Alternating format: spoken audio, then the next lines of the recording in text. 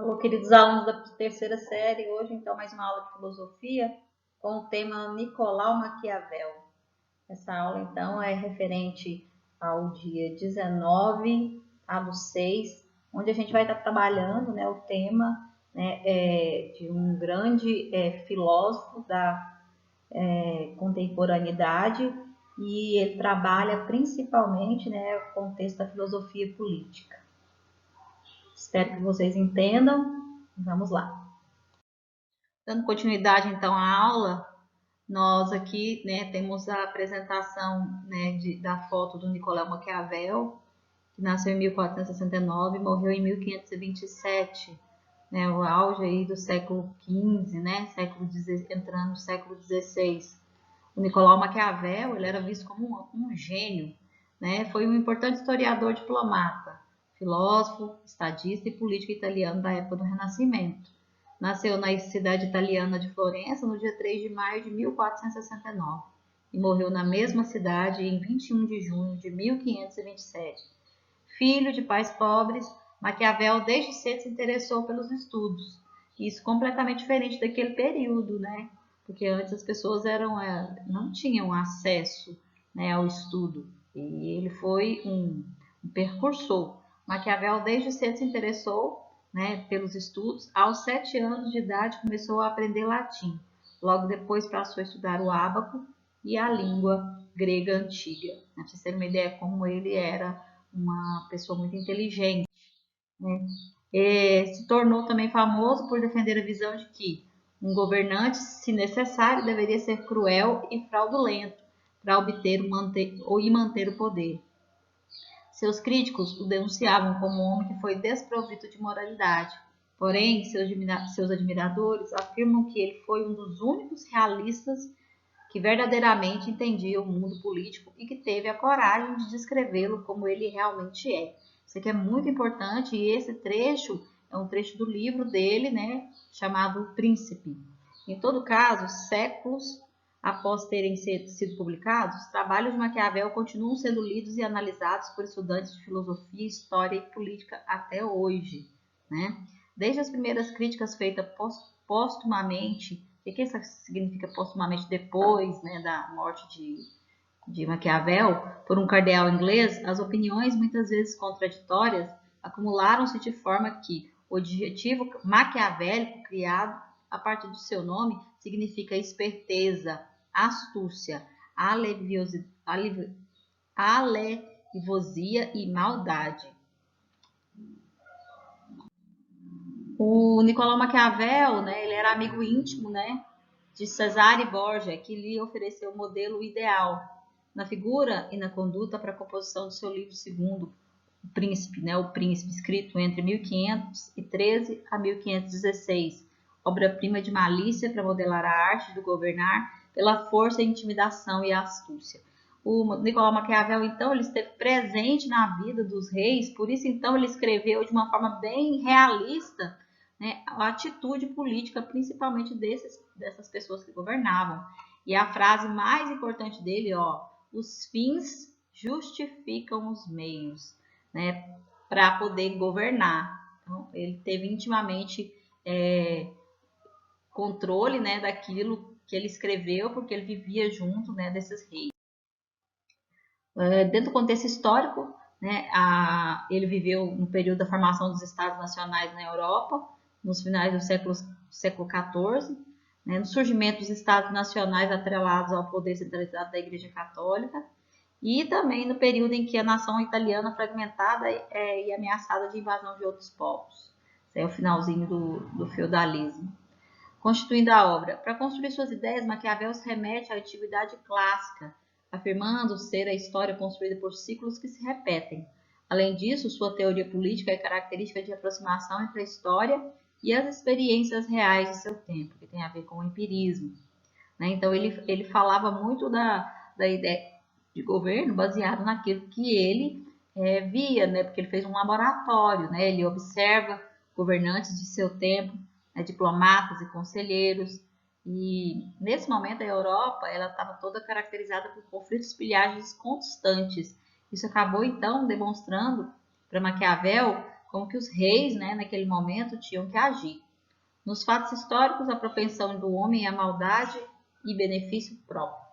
Isso aí é um marco, né, da filosofia. Havia então muitas controvérsias, né, dentro do livro O Príncipe de Maquiavel, né?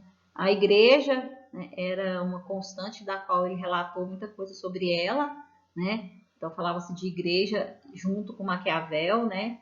O Index Liborium, que era o que? A proibição dos livros, né? Naquele momento, né? Que eram aqueles livros que as pessoas não podiam ter acesso, que eram livros de ciência, né? Ele questionava isso, né? Também a criação do mito do maquiavelismo, né? Do que significa esse maquiavelismo, que é o que? A astúcia, né? A esperteza e os fins que justificam os meios. O que significa isso, os fins justificam os meios? É as atitudes que os reis tinham para justificar, né, o poder naquele momento. Um exemplo, se o rei ele deveria ser severo em certo ponto, para que ele conquistasse algumas coisas dentro da sociedade. Então, para tudo existia uma justificativa. Maquiavel, né, também foi considerado como um republicano, né, que é uma outra faceta do livro dele, né? Nessa obra ele desenvolve suas ideias sobre democracia, o que desmente a ideia de defesa sobre o absolutismo, né? Porque o Maquiavel viveu em pleno absolutismo, né? Onde ele critica a corrupção, defesa das leis e defende a república, né? Que é um método do qual ele achava melhor, né? Que era mais conveniente do que o absolutismo. Ele também defendia, né, a autonomia política, né, o pensamento dele dentro do livro dele, né? Por isso que ele falava de separação entre igreja e Estado, né? O pensamento de Maquiavel se destaca devido a alguns pontos importantes. A proposta de uma nova abordagem política, ou seja, de um novo contexto político que foi surgindo, né, principalmente na época que ele viveu ali, na época do Renascimento, a gente sabe disso, que foi o Renascimento foi todo um contexto antes da Idade Média, né, foi uma liberdade, né, uma autonomia, a constatação da propensão do homem ao mal e ao erro, interesses próprios e corrupção, né, que ele constatou isso, que o homem, né, vive mais à mercê das suas ideias do que importando com o povo, no caso dos reis, a proposta de um utilitarismo desvinculado da ética e voltado para a eficácia política. O que é isso, né? Não tendo compromisso com os valores éticos, mas com a eficácia do poder dentro da própria política. É o que acontece muito no nosso meio até hoje. Muitos políticos não se importam com essa questão de ética. Eles justamente julgam a ideia de que é bom, o que é bom para a política, né? A rejeição à estrutura ética cristã e uma proposta de secularização política, né? Que ele fala que essa ideia de estruturação ética cristã é para separar, na verdade, né? Como já foi dito anteriormente, a política da religião.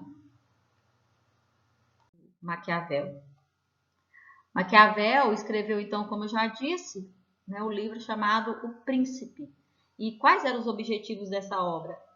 Unificar a Itália enfraquecida, manutenção do poder, né, do rei, no caso, separação entre Estado e Igreja. Ele já dizia que o Estado, sim, deveria separar da Igreja, não podia ser unido, né? E manutenção do poder, no caso, né, do absolutismo, né, que era a prática de governo vigente daquela época. Entre as características que um príncipe deveria conter, Maquiavel acrescenta que é a virtude e a fortuna, né, que são dois, né, marcos, né, da filosofia de um príncipe. A virtude significava, tinha um conceito baseado no grego, força, valor e qualidade. Um príncipe de virtude é aquele que governa capaz de promover alterações na realidade política existente, longe da ideia de bondade cristã. Por isso, então, a separação, né, entre Estado e Igreja. Fortuna. Trata-se da ocasião oportuna, ou acaso. Em momentos de sorte, o príncipe deveria saber aproveitá-lo, a aplicação da virtude. Mais ou menos, queridos, é isso, né? Um pouquinho sobre o Nicolau Maquiavel, só para vocês entenderem um pouco, né, da ideia, né, política dele, né? entender que ele viveu de uma forma bem constante a questão política, que ele viveu na Itália junto com vários reis, diplomatas, e dessa forma, então, ele tirou, né, as principais ideias de como, né, são os princípios para governar. Tá? Espero que vocês tenham entendido e até uma próxima aula.